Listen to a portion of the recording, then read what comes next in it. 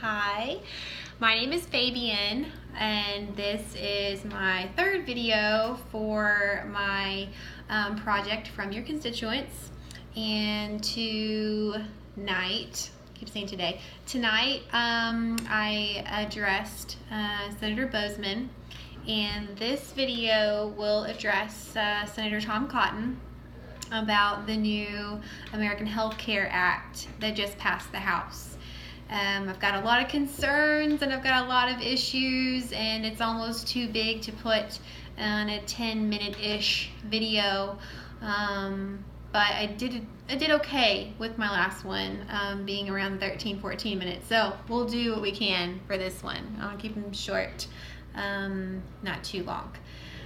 So as I go through all the research out there about our healthcare system, our healthcare bills, I've come to the conclusion that it is a very big issue.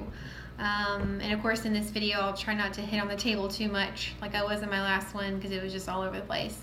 But I get passionate about this stuff, so try to talk with my hands and not bang on the table. So tonight I will be addressing, like I said, my Senator Tom Cotton. Hi, Mr. Cotton.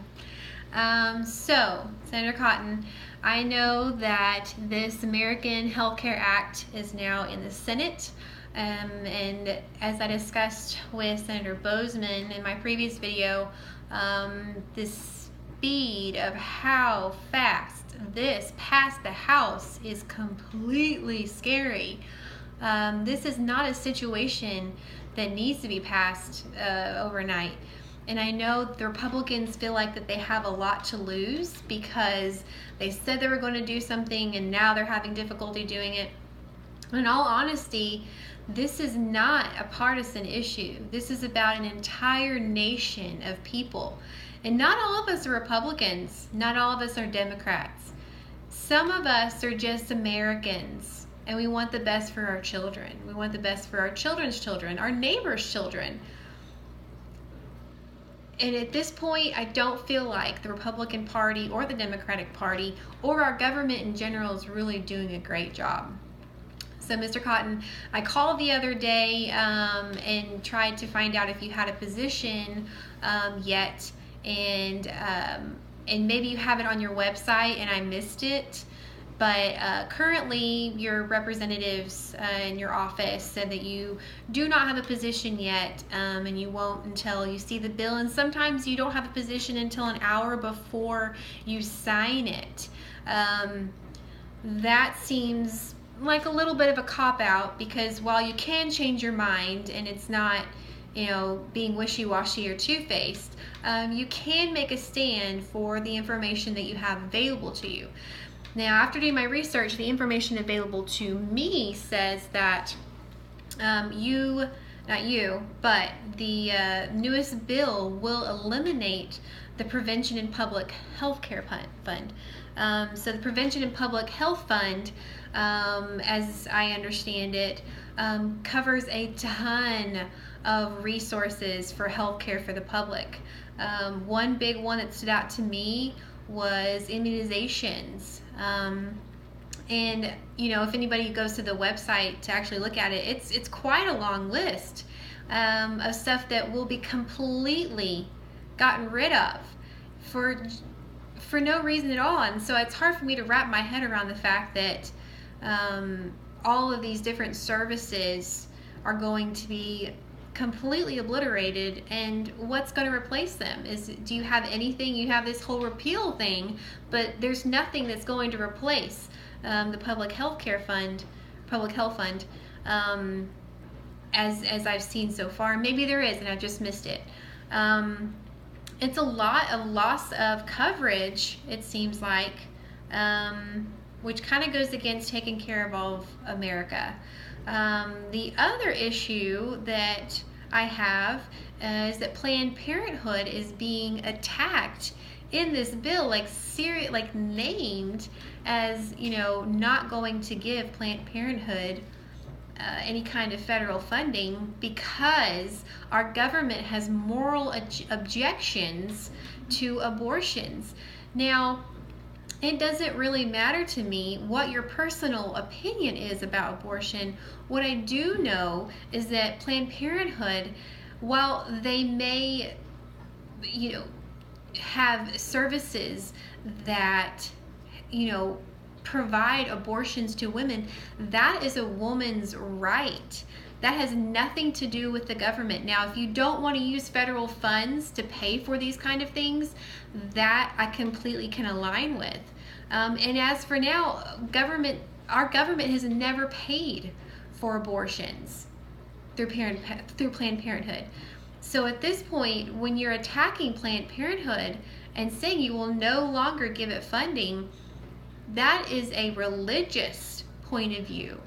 And as far as I know, church and state are separate. They're separate for a reason. So we don't end up having our religious leaders also leading our government. And I'm sure you're very familiar with all of this. Planned Parenthood has tons of services that they provide for communities all over America. And to get rid of funding for a nonprofit that helps so many people doesn't quite balance out. Like I said, they may provide services to women who make a choice. And that's a choice that they have to live with. It's none of our choice. And there's no federal money going to Planned Parenthood for this choice. So at that point, the government can keep their nose out of it. It's not the government's business. So that's where I stand on that, Senator Cotton. And I really hope that more senators will realize that targeting Planned Parenthood because of a right to life issue is riding on a very fine line. Very fine line. This is not a church state. This is not a church state. So, the next issue that I'm having, which there's a lot of them. There's a lot of issues. The next issue that I'm having is that states will be given a waiver. And again, and as I said this in the previous video, I'm not 100% exactly what this waiver says and does, but from what I can understand is that it allows states to not go by the same guidelines as other states when it comes to giving coverage. Now, it has said in all these things that I've read that it does not say that people with pre-qualifying conditions will not be insured. It's not saying that, but it's being super gray and vague on why these waivers would even be given to the states. So it would be nice if there was some transparency there and what all that meant. The fact that health insurers are going to increase premiums by 30% to individuals who've not had coverage for 60 days. And as I said to Senator Bozeman, I don't know where that money's going. If that's covering, conditions that may have already been there is one thing, but does that money get reimbursed if they don't have anything happen that first year? Where does that money go afterwards? 30% is a huge amount. And as you're saying that people are, having all these healthcare rights, increasing someone's insurance by 30% is significant. And I'm sure that would be really uncomfortable for a lot of people's budgets. And honestly, I really could go on and on. But the one thing that really also stood out, one of the many things that actually stood out to me, was that there will be $8 billion allocated over the next decade, 10 years, or maybe I misunderstood that, but $8 billion that will be allocated to states that take the waiver to have programs in place for people who have pre-existing conditions. Now, on a website, I think it was John Bozeman's website, that I read that Americans can spend $10,000 a year or more in healthcare costs. Now, we'll just do some simple math and say, how far will $8 billion go if one person needs to use $10,000 of that? That's only 800,000 Americans. 800,000 Americans. that doesn't seem like you're caring for all 300 million Americans if only 800,000 of them are able to possibly get the benefits they need for existing conditions. And of course, we've heard all of this noise about what exactly is a pre-existing condition. And you know, I would love some clarification on that too.